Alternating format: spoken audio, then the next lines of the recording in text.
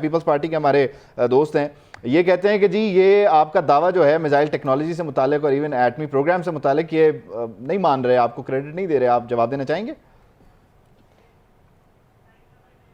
سے جواب دینے کی ضرورت نہیں ہے. عوام کے پاس 2000 جب یہ انہیں 2008 سے 13 حکومت ملی اور 2000 جو 8 کے انتخابات 8 سے 13 ملی، 2013 کے انتخابات میں جو پیپلز پارٹی کا پاکستان کے طول و عرض میں حشر ہوا، اور ابھی یہ پہلے آپ نے کسی جلسے کا پوچھا تو لاہور جو ہے وہ پیپلز پارٹی کا قلعہ قرار دے رہے تھے. لاہور کی نیشنل اسمبلی کی 12 سیٹیں ہیں. میں ذرا آپ دونوں کی جو بات ہے نا اس پہ کنسنسس کے لیے میں مفتی کفایت اللہ صاحب کی مدد اور معاونت بھی لیتا ہوں. 12 جو کینڈیڈیٹ ہیں ان کے نام گنوا دیں صرف. یہ پتہ چل جائے گا اس دفعہ 12 آپ کی ہے کسی اور کی ہے، لگ جائے گا پتہ. نہیں، آپ 12 کینڈیڈیٹس کے نام تو گنوا دیں، پہلے بتا دیں کینڈیڈیٹ 12 میں گنوا دوں گا آپ کو. یعنی آپ یہ کہہ رہے ہیں کہ پاکستان پیپلز پارٹی کے پاس پنجاب میں امیدوار ہی نہیں ہوں گے؟ لاہور میں ایم این اے کا ٹکٹ لینے کے لیے بندہ نہیں ہے. یہ دعویٰ کر رہی ہے کہ پیپلز پارٹی کا قلعہ لاہور. اچھا، یہ الیکشن بھی نہیں کروانا رانا صاحب، یہ الیکشن بھی نہیں کروانا چاہ رہے؟ آپ صوبے کا الیکشن کروانا چاہ رہے ہیں، الیکشن ہوں گے اکتوبر نومبر ہم نے تو ہر سیٹ پہ بندہ دیا. میں ذرا مفتی کفایت اللہ صاحب کو بھی مفتی کفایت اللہ صاحب کو بھی انگیج کر رہتا ہوں. مفتی صاحب، یہ آپ سن رہے ہیں ہمارے جو مہمان ہیں پاکستان پیپلز پارٹی سے اور نون لیگ والے، مسئلہ شروع ہو گیا کہ یہ ایٹمی پروگرام کس کا ہے، میاں صاحب کا کیا کنٹریبیوشن ہے، بھٹو صاحب کا کیا کنٹریبیوشن ہے. یہ تو آپ لوگ اتحادی تھے، یہ اب ایک دوسرے کو کہہ رہے ہیں امیدوار نہیں ہے، دوسرے کو کہہ رہے ہیں آپ انتخاب کرانے کے لیے تیار نہیں ہیں. کس طرح بنائی تھی آپ نے حکومت اپنے پی ڈی ایم کے انڈر؟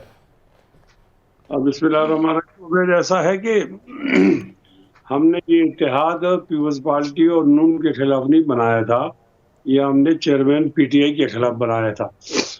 اور مولانا فضل الرحمان صاحب اس کے صدر تھے، تو وہ ایک کامیاب صدر تھے نا. انہوں نے پہلے سے حکومت سے ناک آؤٹ کیا پی ٹی آئی چیئرمین کو، اور اس کے بعد پھر ان کی اپنی غلطی بھی تھی پی ٹی آئی والوں کی، اور وہ سیاست سے ناک آؤٹ ہوئے. جو گراؤنڈ ریالٹی ہے اور منظرنامہ ہے وہ تبدیل ہو گیا ہے. اب ہم آپس میں لڑیں گے ایک دوسرے کے خلاف، وہ تو ہے نہیں. اب انہی پارٹیوں نے سیاست کرنی ہے، پیپلز پارٹی نے، مسلم لیگ نے. تو یہ آپس ایک دوسرے کے خلاف الیکشن لڑیں گے، تو الیکشن لڑنے سے پہلے کچھ آوازیں تو آتی ہیں نا. یہ وہ آوازیں ہیں، یہ آوازیں زیادہ ہیں. اب مجھے یہ لگ رہا ہے کہ یہ تو راز ہیں. وہ رانا صاحب کا دعویٰ یہ ہے کہ نون لیگ انتخابات کروانے کے لیے تیار نہیں ہے. نون لیگ پیپلز پارٹی کو یہ تانا دے رہی ہے کہ ان کے پاس امیدوار نہیں ہیں. تو یہ برتن زیادہ نہیں گر گئے اور آوازیں زیادہ نہیں ہو گئی مفتی صاحب؟ نہیں، ایسی بات نہیں ہے. آپ دیکھیں یہ صوبے کا الیکشن ہوا ہے، انہوں نے کیوں نہیں کاغذ جمع کرائے؟ میں رانا صاحب آپ سے ایک ریکویسٹ یہ بھی کروں گا، ہمارے لیے مشکل یہ ہو رہی ہے، آپ جب ٹیک لگاتے ہیں تو آپ ہمیں نظر آتے ہیں، لیکن جب آپ جذبات میں فرتے جذبات میں اسکرین کی طرف بڑھتے ہیں تو ہم آپ کو دیکھ نہیں پاتے. تو میری ریکویسٹ ہوگی آپ ٹیک لگا کے رکھیں، یہ ہمارے لیے ذرا زیادہ سہولت ہو جائے گی. بڑی مہربانی آپ کی. مفتی صاحب، یہ کیا ہو رہا ہے؟ اتنی آوازیں کیوں کر رہے ہیں یہ برتن؟ آپ نے تو بڑے پیار سے انہیں سنبھال کے رکھا تھا. چیک کریں مٹی کے نہ ہوں، ٹوٹ ہی نہ جائیں. نہیں، وہ ایسا ہے کہ ہر ایک پارٹی کا اپنا ایجنڈا ہے نا. اگر ہم پی ڈی ایم جس مقاصد کی بنی تھی وہ لوگ میدان میں ہوتے تو ہمارا بیانیہ اور ہوتا. سر، جب آپ لوگوں نے حکومت بنائی تو آپ نے کہا کہ ہم نے ریاست کو بچانے کے لیے سیاست کو قربان کیا ہے، لیکن اب آپ کہہ رہے ہیں کہ آپ نے کسی ایک شخص کو ایلیمنیٹ کرنے کے لیے یہ اتحاد بنایا تھا اور اس میں کامیاب ہو گیا، اب آپ آپس میں لڑیں گے؟ آپ کے سوال سے اتفاق نہیں ہے. ایک شخص کی سیاست خطرناک تھی، ہم نے تو اپنی باتیں چھوڑ کر ریاست کو بچایا. اب وہ ہے ہی نہیں 9 مئی کے بعد. جب وہ نہیں ہے تو پھر ہم انڈیا سے تو پارٹی نہیں لا سکتے. یہی پارٹیاں ایک دوسرے کے خلاف الیکشن لڑیں گی.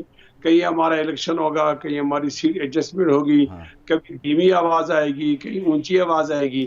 تو ہم اپنے جھنڈے اور ایجنڈے کے ساتھ جب ہم جائیں گے الیکشن میں اتریں گے تو پھر یہ آوازیں فطری ہیں، یہ غیر فطری نہیں ہیں. آپ اس کو مثبت پہلو میں لے لیں.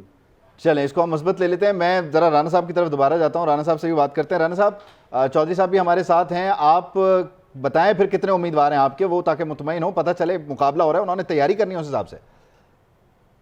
دیکھیں بھائی، یہ جو الیکشن تھا صوبائی کا، ہم نے پنجاب وسطی پنجاب سے ہماری 202 سیٹیں تھیں، ہم نے 190 کینڈیڈیٹ اپنے دیے تھے.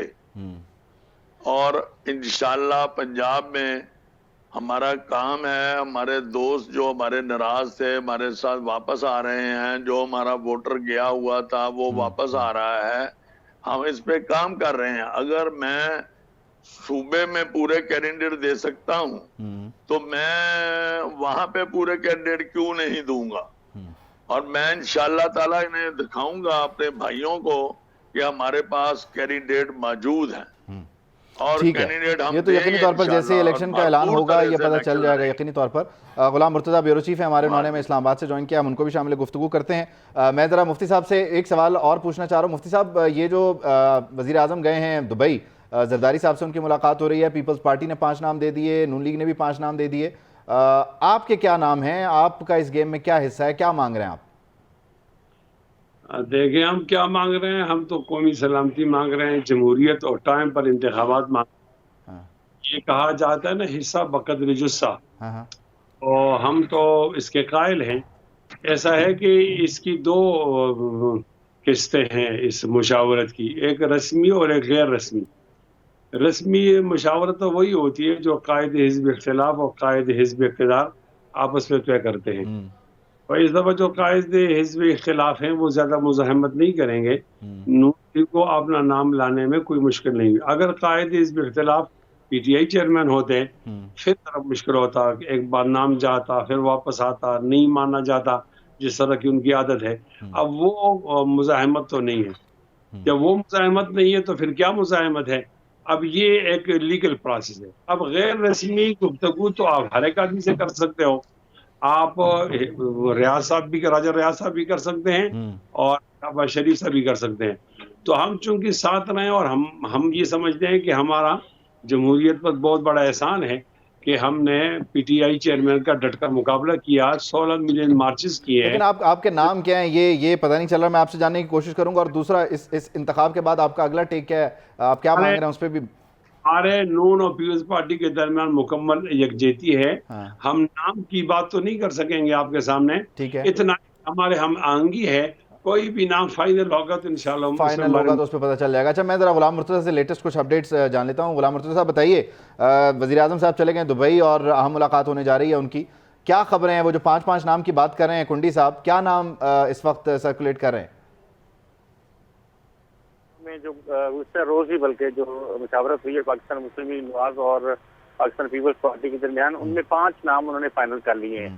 5 نام فائنل کر کے، اور یہ نام جو ہیں وہ کمیونیکیٹ کر دیے گئے تھے نواز شریف کو دبئی میں، اور انہیں آصف علی زرداری صاحب کو بھی کر دیے گئے تھے، دونوں کو۔ یہ اس کے بعد ان کی آپس میں بات چیت ہوئی ہے، اور ہمارے ذرائع کا یہ کہنا ہے کہ انہوں نے 2 نام اس سے فائنل کیے ہوئے ہیں، اور ابھی اسٹیبلشمنٹ کے ساتھ جو مشاورت ہے اس کا سلسلہ جو ہے وہ جاری ہے ابھی، اسی لیے کیونکہ ان کی اپنی کنسلٹیشن جو ہے وہ پوری ہو گئی تھی۔ ٹھیک ہے، 5 نام دے دیے گئے ہیں، اور سارے فریق یہ کہتے ہیں کہ نام بتانا جو ہے وہ ابھی مناسب نہیں ہے کیونکہ مشاورت کا عمل جاری ہے۔ مفتی صاحب بہت شکریہ آپ کے وقت کا، رانا صاحب اور چودھری صاحب آپ دونوں حضرات کا بھی بہت شکریہ۔ تو یہ ہے اس وقت ساری صورتحال۔ ہم نے بات کرنی تھی سابق وزیر اعظم نواز شریف کی واپسی کی، جس کی تاریخ نہیں ہے، لیکن آپ نے دیکھا کہ کس طرح سے سیاسی جماعتیں الیکشن فیز میں جا رہی ہیں اور لڑنا شروع ہو گئی ہیں۔ اتحادی نظر ہی نہیں آ رہے۔ خیر، واپس آئیں گے اس بریک کے بعد، ہمارے ساتھ رہیے۔